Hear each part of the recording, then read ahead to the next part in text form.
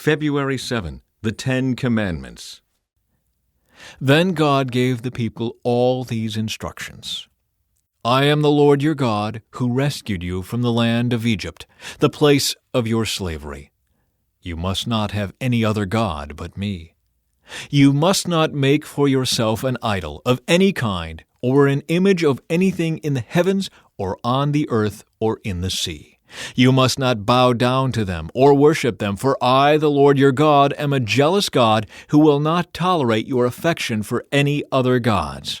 I lay the sins of the parents upon their children. The entire family is affected, even children in the third and fourth generations of those who reject me.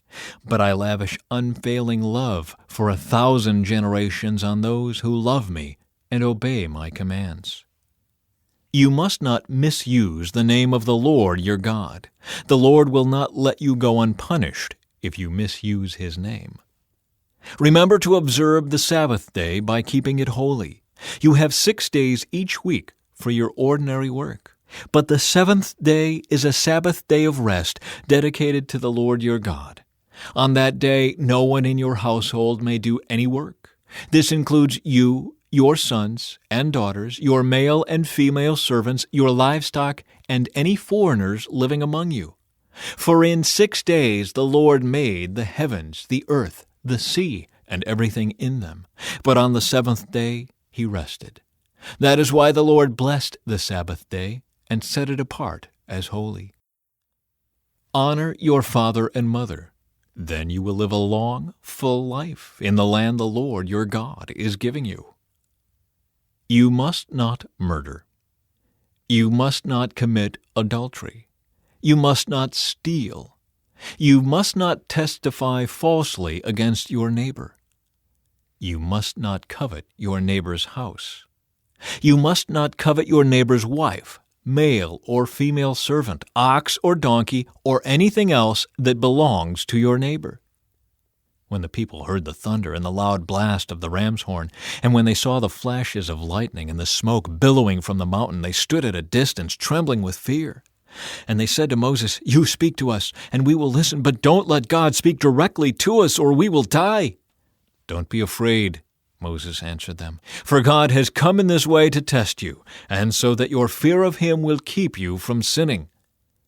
As the people stood in the distance, Moses approached the dark cloud where God was. Proper use of altars. And the Lord said to Moses, Say this to the people of Israel, You saw for yourselves that I spoke to you from heaven. Remember, you must not make any idols of silver or gold to rival me. Build for me an altar made of earth, and offer your sacrifices to me, your burnt offerings and peace offerings, your sheep and goats, and your cattle. Build my altar wherever I cause my name to be remembered, and I will come to you and bless you. If you use stones to build my altar, use only natural, uncut stones. Do not shape the stones with a tool, for that would make the altar unfit for holy use. And do not approach my altar by going up steps. If you do, someone might look up under your clothing and see your nakedness. Fair treatment of slaves. These are the regulations you must present to Israel. If you buy a Hebrew slave, he may serve for no more than 6 years. Set him free in the 7th year, and he will owe you nothing for his freedom. If he was single when he became your slave, he shall leave single. But if he was married before he became a slave, then his wife must be freed with him. If his master gave him a wife while he was a slave, and they had sons or daughters, then only the man will be free in the 7th year, but his wife and children will still belong to his master. But the slave may declare, I love my master, my wife, and my children. I don't want to go free. If he does this, his master must present him before God. Then his master must take him to the door or doorpost and publicly pierce his ear with an awl. After that, the slave will serve his master for life. When a man sells his daughter as a slave, she will not be freed at the end of 6 years, as the men are. If she does not satisfy her owner, he must allow her to be bought back again. But he is not allowed to sell her to foreigners, since he is the one who broke the contract with her. But if the slave's owner arranges for her to marry his son, he may no longer treat her as a slave, but as a daughter. If a man who has married a slave wife takes another wife for himself, he must not neglect the rights of the first wife to food, clothing, and sexual intimacy. If he fails in any of these three obligations, she may leave as a free woman without making any payment. Cases of personal injury. Anyone who assaults and kills another person must be put to death. But if it was simply an accident permitted by God, I will appoint a place of refuge where the slayer can run for safety. However, if someone deliberately kills another person, then the slayer must be dragged even from my altar and be put to death. Anyone who strikes father or mother must be put to death. Kidnappers must be put to death, whether they are caught in possession of their victims or have already sold them as slaves. Anyone who dishonors father or mother must be put to death. Now suppose two men quarrel, and one hits the other with a stone or fist, and the injured person does not die, but is confined to bed. If he is later able to walk outside again, even with a crutch, the assailant will not be punished, but must compensate his victim for lost wages and provide for his full recovery. If a man beats his male or female slave with a club, and the slave dies as a result, the owner must be punished.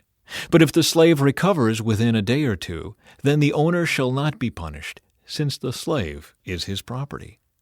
Now suppose two men are fighting, and in the process they accidentally strike a pregnant woman so she gives birth prematurely. If no further injury results, the man who struck the woman must pay the amount of compensation the woman's husband demands and the judges approve. But if there is further injury, the punishment must match the injury. A life for a life, an eye for an eye, a tooth for a tooth, a hand for a hand, a foot for a foot, a burn for a burn, a wound for a wound, a bruise for a bruise. If a man hits his male or female slave in the eye and the eye is blinded, he must let the slave go free to compensate for the eye. And if a man knocks out the tooth of his male or female slave, he must let the slave go free to compensate for the tooth. If an ox gores a man or woman to death, the ox must be stoned, and its flesh may not be eaten. In such a case, however, the owner will not be held liable. But suppose the ox had a reputation for goring, and the owner had been informed but failed to keep it under control. If the ox then kills someone, it must be stoned, and the owner must also be put to death. However, the dead person's relatives may accept payment to compensate for the loss of life. The owner of the ox may redeem his life by paying whatever is demanded. The same regulation applies if the ox gores a boy or a girl. But if the ox gores a slave, either male or female, the animal's owner must pay the slave's owner 30 silver coins, and the ox must be stoned. Suppose someone digs or uncovers a pit and fails to cover it, and then an ox or a donkey falls into it. The owner of the pit must pay full compensation to the owner of the animal, but then he gets to keep the dead animal. If someone's ox injures a neighbor's ox, and the injured ox dies, then the two owners must sell the live ox and divide the price equally between them.